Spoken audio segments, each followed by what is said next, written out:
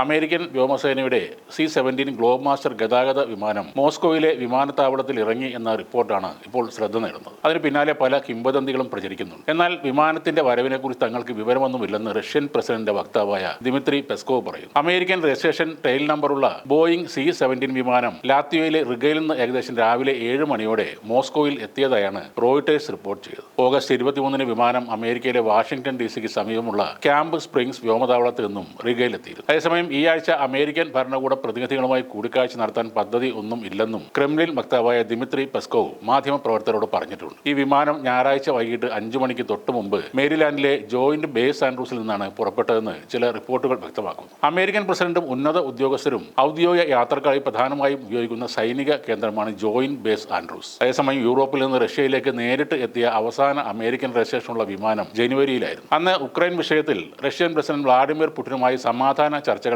US-ന്റെ പ്രത്യേക ദൂതന്മാരായ Steven വിറ്റ്കോഫും Jared കുഷ്ണറും റഷ്യയിൽ എത്തിയിരുന്നു. ഇത്തവണ അമേരിക്കൻ വ്യോമസേനയുടെ C-17 വിമാനം മോസ്കോയിൽ എത്തിയത് എന്തിനാണെന്ന കാര്യത്തിൽ ഒരു ഔദ്യോഗിക വിശദീകരണം ഇതുവരെ പുറത്തു വന്നിട്ടില്ല. സൈനികരെയും അതിനൊപ്പം ഭാരമേറിയ സൈനിക ഉപകരണങ്ങളെയും ദീർഘദൂരത്തേക്ക് കൊണ്ടുപോകാൻ രൂപകൽപ്പന ചെയ്തിട്ടുള്ളതാണ് ഈ വിമാനം. അതിനാൽ വിമാനത്തിന്റെ അപ്രതീക്ഷിത മോസ്കോ സന്ദർശനം വിവിധ അഭ്യൂഹങ്ങൾക്കും വഴിവെച്ചിട്ടുണ്ട്. പ്രധാനമായും ചർച്ച ചെയ്യപ്പെടുന്നത് നയതന്ത്ര നീക്കമോ അല്ലെങ്കിൽ തടവുകാരുടെ കൈമാറ്റമോ ആയിരിക്കാം എന്നാണ്. ഈ വർഷം ഓഗസ്റ്റിൽ മുൻ US മറൈൻ റോബർട്ട് ഗിൽമാനെ റഷ്യ മോചിപ്പിച്ചതും ഈ വർഷം നേരത്തെ നടന്ന തടവുകാരുടെ കൈമാറ്റങ്ങളും അതിന് പശ്ചാത്തലമായി ചൂണ്ടിക്കാണിക്കുന്നു. റഷ്യ ഉക്രൈൻ സമാധാന ചർച്ചകൾ നിലവിൽ കാര്യമായ പുരോഗതിയില്ലാതെ തുടരുന്ന സാഹചര്യത്തിൽ ഇതിന് പ്രസക്തി കൂടുതലാണ്. ഇരു രാജ്യങ്ങളിൽ തമ്മിലുള്ള രഹസ്യ നയതന്ത്ര ആശയവിനിമയ ചാനലുകൾ ഇപ്പോഴും സജീവമായിരിക്കാം എന്നും പറയുന്നു. എന്നാൽ മോസ്കോയിലെത്തിയ അമേരിക്കൻ സൈനിക വിമാനത്തിന്റെ ദൗത്യം സംബന്ധിച്ച് റഷ്യയോ അല്ലെങ്കിൽ അമേരിക്കയോ ഔദ്യോഗികമായി സ്ഥിരീകരണം നൽകാത്ത സ്ഥിതിക്ക് പല വിധത്തിലുള്ള റിപ്പോർട്ടുകളാണ് ഇപ്പോൾ പുറത്തു വരുന്നത്. എന്തായാലും സാധാരണമല്ലാത്തത് എന്തോ സംഭവിക്കാൻ പോകുന്നു എന്ന കാര്യം തീർച്ചയാണ്.